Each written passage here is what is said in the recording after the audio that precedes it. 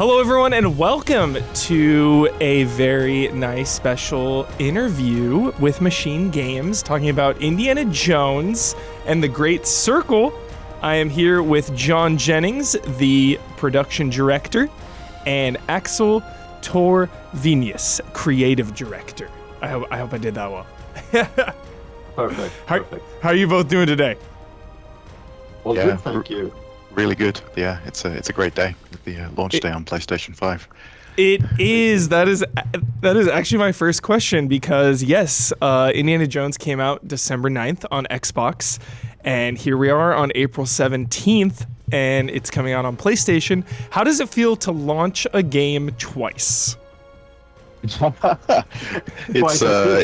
yeah, well, I guess so. Yeah, I guess we get a second bite of the of the pie or the apple or whatever, right? It's super fun. I mean, it's always nice to to let as many different people play a game you've worked on for many years. So it's really fun. Really happy that PlayStation players will get to play our game too. Yes, more people the better, because Indiana Jones is freaking awesome. When did you know? Yeah, when did you guys know there was going to be a PlayStation version? How early into development? It was relatively late actually. I mean, we were pretty much done with the version on Xbox when we were talking about actually starting to bring the game to PlayStation as well. So, pretty late on. Yeah, pretty late, as John says. But as soon as we were part of that discussion and made aware that this is happening, everyone within the studio, as a game devs, making this game, super thrilled to make, being in the position where this can be happening. Yeah, just as you self-mentioned, the more players that can share, the love and the passion that we poured into for this character and this IP, the merrier. So, super excited. Oh, that's so awesome. I feel the passion from the game so much. I loved it so much when I played it last year. So this is a great excuse to just play it again. What are some of the things you learned just from the original launch that you've been able to kind of tweak and take advantage of now on the PlayStation launch? Yeah, I mean, there's a bunch of things. I mean, in terms of like sort of the retrospective things, we saw that people ended up with a bunch of adventure points left over at the end of the game, so we put a bunch of adventure books into the PlayStation launch as well that weren't there in the original. So a couple of cool new abilities that you can learn, including the sleight of hand, which lets you whip weapons towards you, which is a cool thing. So that is so cool. Yeah, you can disarm enemies and pull their whatever they were wielding towards you, which is fun. So that's kind of like the retrospective things. But there's also the fun things you can do that are a bit unique to the PlayStation. I mean, the DualSense controllers got a lot of fun things within it as well. I mean, we were always really big into trying to make the game as immersive as possible. I mean, that's one of the big reasons we chose to go first person for the game rather than third person in the first place.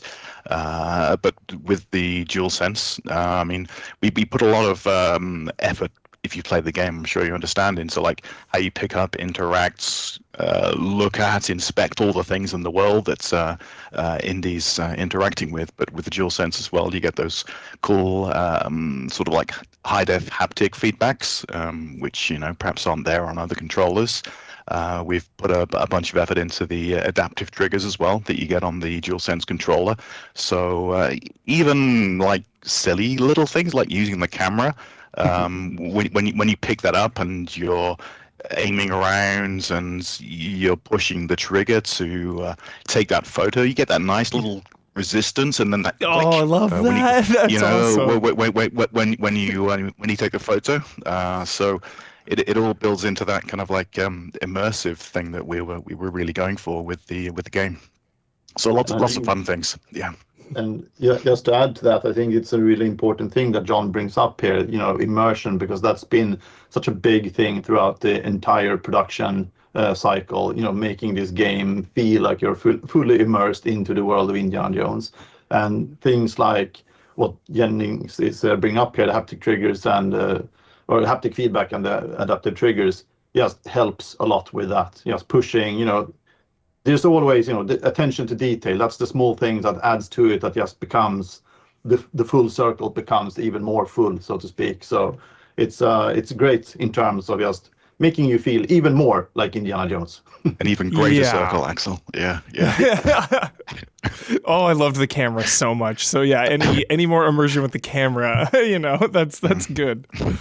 Yeah, some of those things are easy to just kind of take for granted because you get so immersed and you just don't even realize, with the haptics and everything that's going on. So that's really cool. Yeah.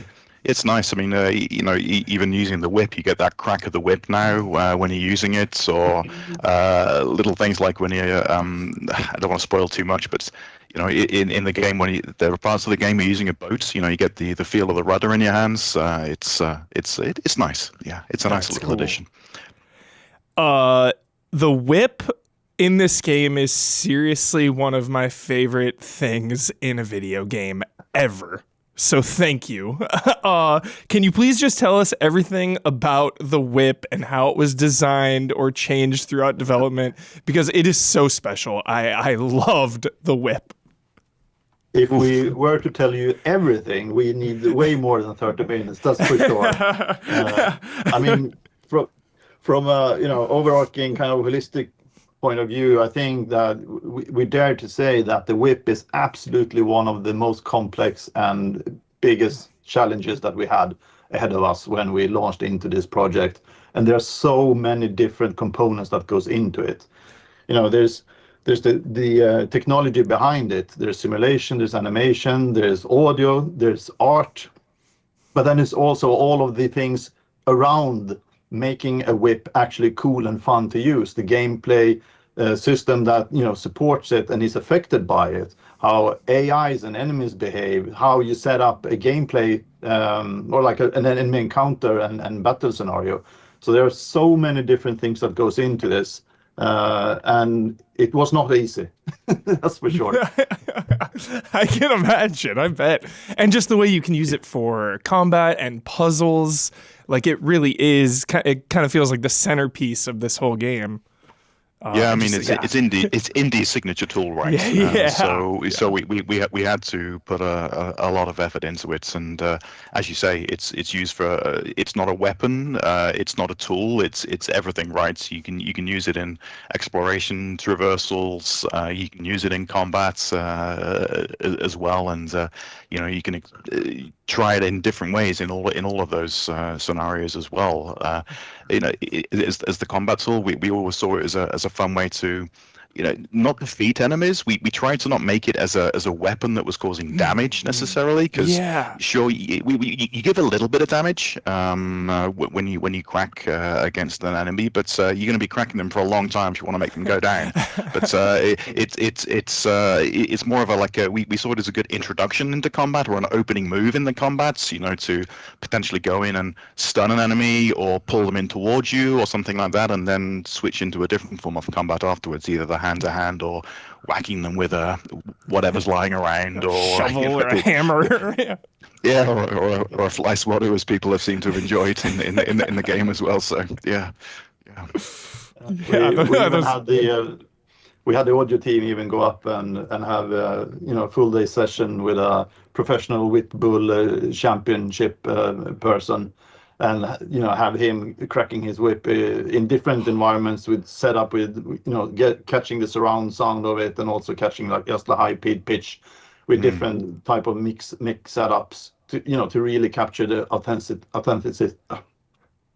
Make it feel really cool. Make it feel real. Yeah. Make it feel real. It felt no, seriously, my joke last year was that I would just walk 20 feet and then I would need to crack the whip. I would just need to throw it out there for no reason. Just addicting. Yeah. Oh, the audio is so great. Shout out to all the audio people. What is something MachineGames learned from Wolfenstein? Because you had been working on Wolfenstein for quite a while. Is there anything that you took from that into Indiana Jones, or something that maybe you wanted to put in Indiana Jones that you weren't able to? I think it's still I mean, it's a very different game, but it's still a MachineGames game. That's Indiana Jones is. There's still the same sort of core components. The story is still central to what we do. I mean, it was something we put a lot of effort into our previous titles. Clearly, I mean, I don't think people were expecting a Wolfenstein game to have such a developed story when we came out with the New Order and then New Colossus and so forth. But that's core to what we do. And another thing is the I don't know, the we call it full body awareness. It's something we put effort into in our previous games. We're a first person game, but we always have a full body. It's not just a pair of disembodied hands floating around in front of the camera. If you look around, either BJ in the previous games or Indy now has a full body, and that's all the animations are done in full body animation style, even though you're perhaps not seeing the whole part of it, but it keeps us honest in terms of what we're trying to do with the player. With Indy or be it BJ, we try and keep it real. As a result of that, we have to animate the whole body. And whilst BJ perhaps is in the Wolf games is only largely using guns or a hatchet or a knife or whatever, with Indy, we had to develop that a lot further.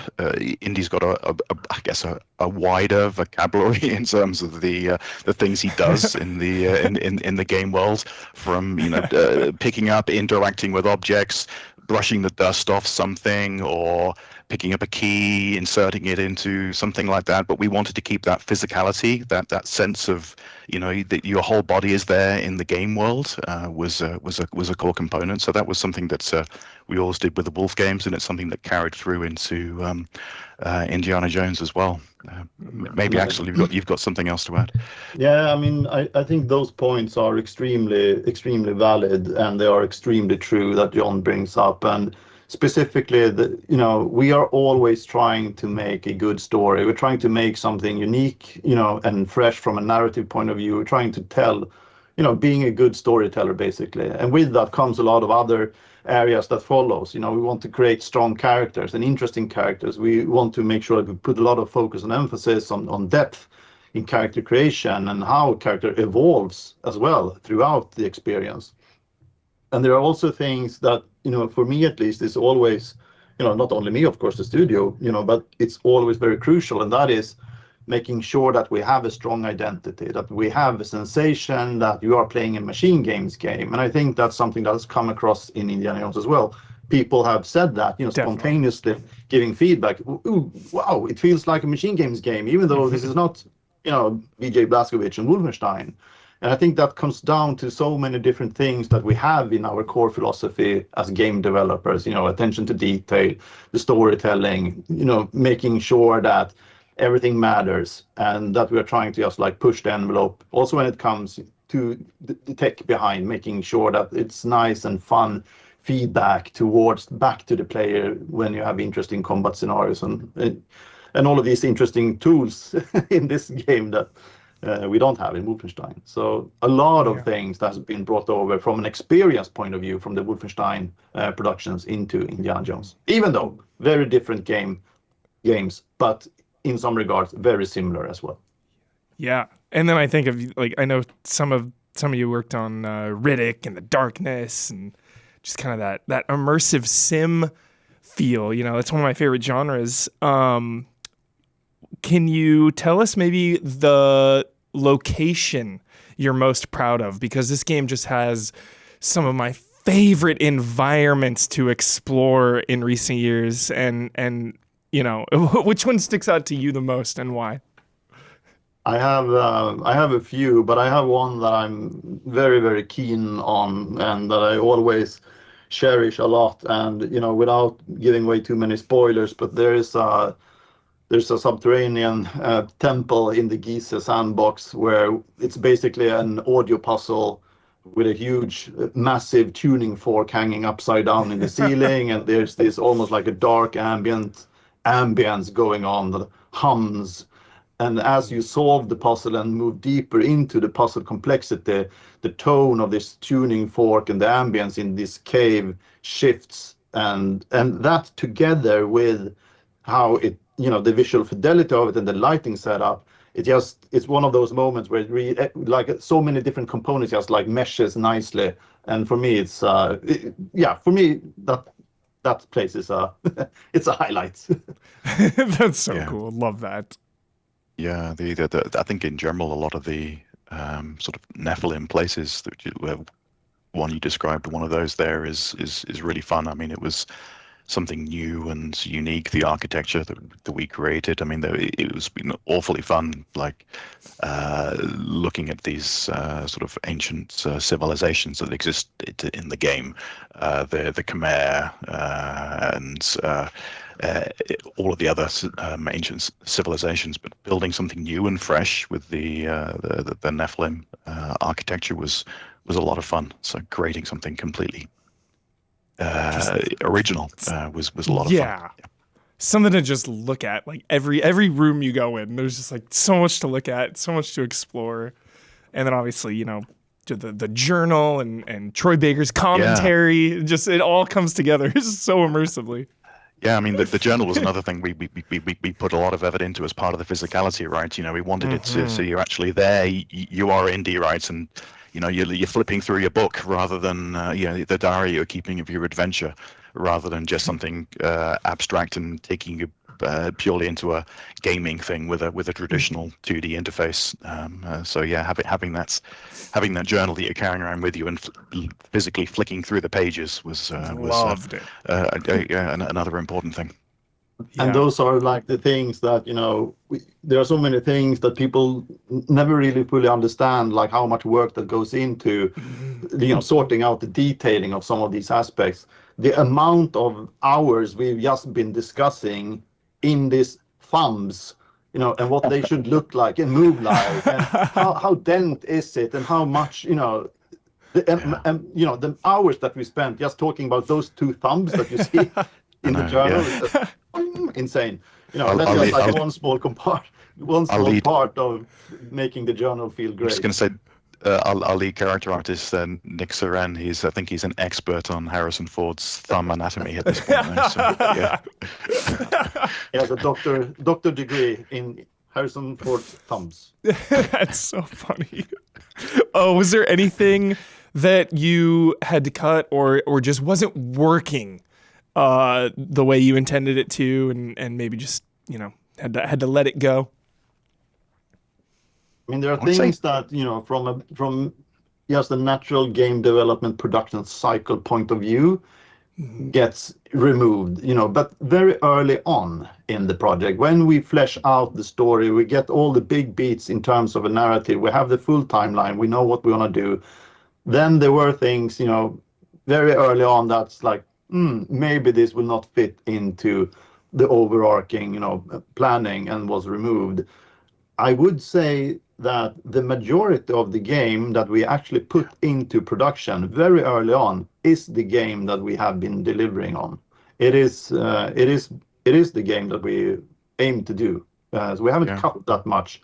Of course, there's a lot of tweaking and balancing, in terms of how many steps do you need to be able to progress through this puzzle, or how many things do you need to do with a thumbstick to open this door, and do you really need to turn the key and then open the door and put, it's like a lot of those small details. But when it comes to the large beats, not that much has been cut to, it's a boring answer. I'd agree. I mean, MachineGames is a smaller studio, much larger than we perhaps used to be, but we're not of a similar size to some of the other studios producing comparable games to the one we've just released, and we need to have, as a result of that, like an extremely clear vision near the beginning of pre-production, and we commit ourselves fairly early on to what we're going to try and make, and because frankly we don't have enough people to totally change direction partway through the game, so we have to get it right early. So much of it shines through, guys. Seriously, every time you guys make a game, it's just, you see the vision and just you deliver. You guys always deliver. I love it. Thank you. Yeah. I love Wolfenstein. As a studio, is that hard to decide what to do next? you have such a passionate Wolfenstein fan base, but you've been working on that for so long. Is it difficult to maybe put that aside and work on something new, or is that exciting? I mean, it's always, I don't know if difficult is the word, maybe it is. It is obviously always challenging to try to retrain your muscle memory and like reroute your, just your DNA basically, and trying to do something different. We've been making Wolfenstein games for, I think it was almost like 11 years or more when we started the production on Indiana Jones. So obviously it was a big challenge to just like shift mindset, and it's like, okay, so Indiana Jones, he's not gonna run down a corridor dual-wielding monster shotguns, he's not kicking in doors, screaming, throwing grenades. Is that not what he's doing? Like, yes, that's not what he's doing. Okay, let's try to figure out what is he doing, and then how can you utilize all the knowledge and expertise and experience that we built together to make sure that we can make the best Indiana Jones that we possibly can. So yes, challenging, but obviously exciting and fun. That's we do not back down to a challenge. I love that. Obviously, there's a lot of. It's so ironic because Tomb Raider and Uncharted really drew inspiration from Indiana Jones, but then now with Indiana Jones, a lot of people are like, "Oh, it looks, there's some elements of Tomb Raider and Uncharted." What did you take or learn from those franchises, if anything? And I think we have similarities, but it's something a little like our game's rather different. I would say. I mean, I think you're right in terms of some of the central themes clearly are rather similar. But in terms of style of games, I mean, we love both the Uncharted and Tomb Raider games. They're great. I play them myself. Great games. But Love it. we're a little more adventure focused. I mean, I know it's something we've said before. I mean, there are. You play the game. There are hours in the game where you're not really fighting anybody or shooting anyone. You're just exploring and being indie, uncovering strange hidden things that have been left undisturbed for centuries, and just walking around and solving clues and puzzles. It's a little different in terms of the gameplay focus to the games you mentioned. I mean, we have action, of course. We have action in the game. I mean, there's quite a few sections of the game where we have these set pieces. I mean, wouldn't be an Indiana Jones adventure if you didn't have these moments of high octane and intense thrill, but there's a lot of other stuff in there as well, and the tempo is in general rather different, and there are a lot fewer bullets involved than the I agree. the other games we've discussed. Yep, for sure. I mean, just to add quickly, because those games, as John says, it's fantastic games. We love them. I think we have a lot of fans within the studio of those franchises. But they are fundamentally very different games, both in terms of pacing, game mechanics, and also, what the mood and the vibe is. So it was never really a worry in terms of, I mean, obviously we are aware of other games and IPs, and we constantly look at, the industry. But from a production point of view, it was very clear from the beginning to us that what we're doing is something different. And it is almost hard to find something that is relevant in the existing game industry out there at the moment to compare ourselves with. And when we started to see that, it felt very good. It feels very good when you realize that you're on a path that is basically uncharted territory in that aspect, because then you're doing something new and fresh, right? Totally. Use the pun. Totally. Excellent. Yeah.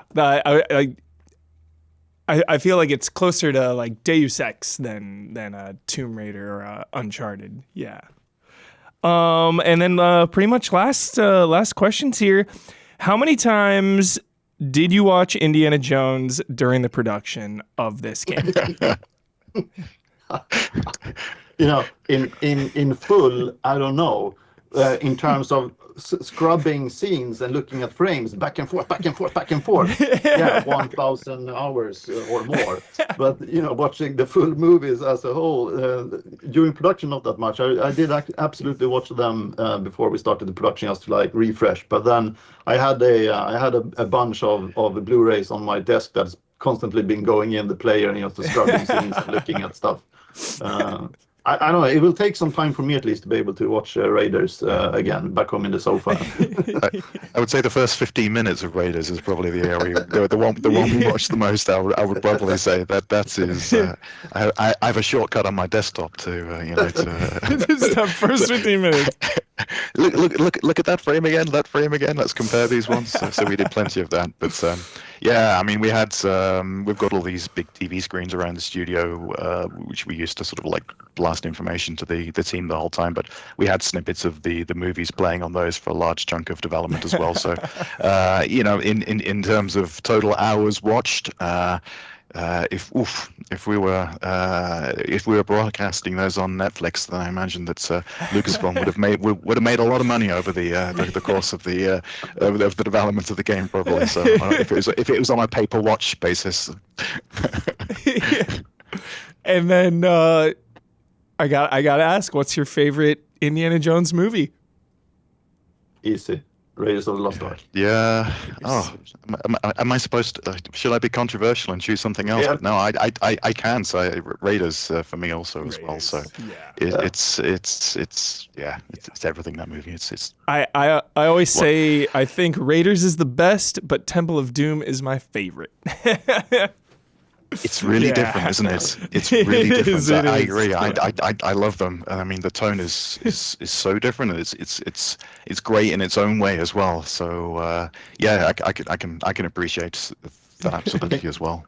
Yeah. I think I was a little bit too young first time I watched Raiders, and just seeing those the melt scenes kind of melted my brain, and it did an impact, for good and for bad. But yeah, for sure. Loving it. Oh, guys, thank you so much for taking the time to talk about Indiana Jones and the Great Circle. It is now available on PlayStation 5, and it was previously available on Xbox as well. So there we go. Thank you so much, and congratulations on the launch again. Thank you so much. Thank you. Yeah, thank you very much. Thank you. Thanks, guys.